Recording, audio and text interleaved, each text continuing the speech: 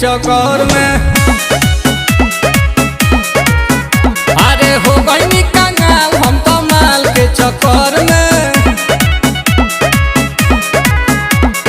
पढ़े के बेरा तो जाके घूमनी रहर में, गिर गइल बानी अब ओकर नजर में। हो गई कंगाल हम तो माल के चक्कर में।